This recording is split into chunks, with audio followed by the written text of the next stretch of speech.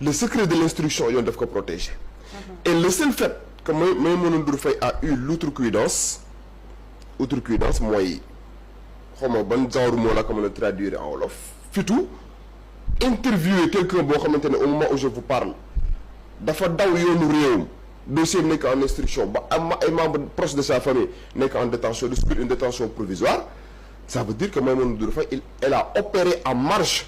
de la légalité. Pourquoi elle a opéré en marge de la légalité? Parce que rappelez dans les dispositions de l'article 11 tey interview Madiambal Diagne mënul ñàkk a wax ci li nga xam ne tey jii moom mooy dossier bi ki impliqué et en parlant de ce dossier bi nga xam ne moom moo ki impliqué mi ngi offrir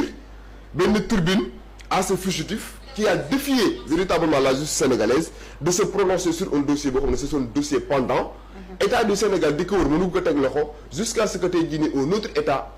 tijji benn procédure d'extradition à son encontre et la procédure d'extradition est en cours à partir de ce moment déterminé par Ousmane bépp journaliste boo xamante ne tey jii nii jël nga ses responsabilités ba interviewé ki nga xam ne tey jii moom mooy Madiambal Diagne non seulement yaa ngi défier l'institution judiciaire bi nga xam ne présentement li mbébétam mooy moom mu ñëw janoo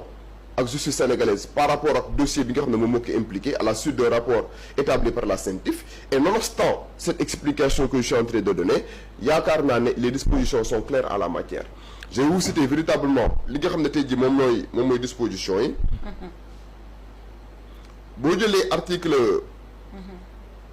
boo jëlee article 5 du code de la presse parce que vous êtes régi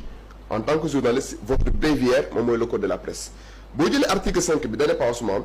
le journaliste et le technicien des médias ont droit au libre accès à toutes les sources d'information et d'enquête sans entrave sur tous les faits d'intérêt public sous réserve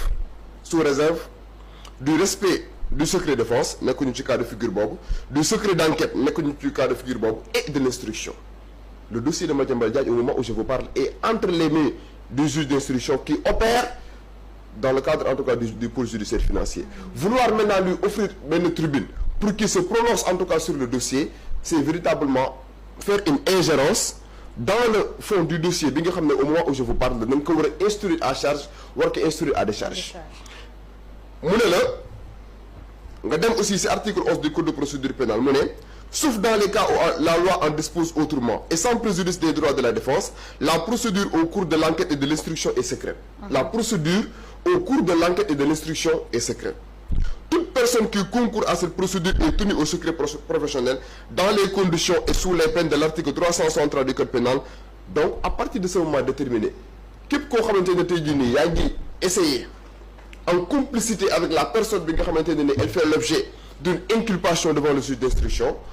nga jox ko tribune boo xamante ne nii dañ ko mën a permettre mu prononcer sur le fond du dossier yaa ngi violer li nga xam ne tey jii moom mooy les dispositions légales yaa ngi violer l'article 11 du code de procédure pénale bi nga xam ne tey jii moom mooy revenir très amplement sur le secret de l'enquête et de l'instruction yaa ngi violer li nga xam ne tey jii moom mooy l'article 363 du code pénal bi nga xamante ne nii nee na bépp nit boo xamante ne tey jii yaa ngi concourir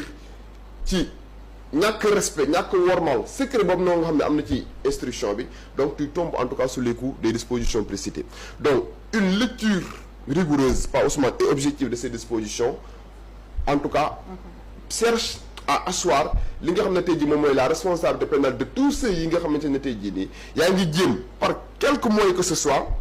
jàppale kenn koo xamante ne tey jii nii dossier dafa nekk en instruction pour que tey jii nii kat mu mën cee prononcer wala mu mën cee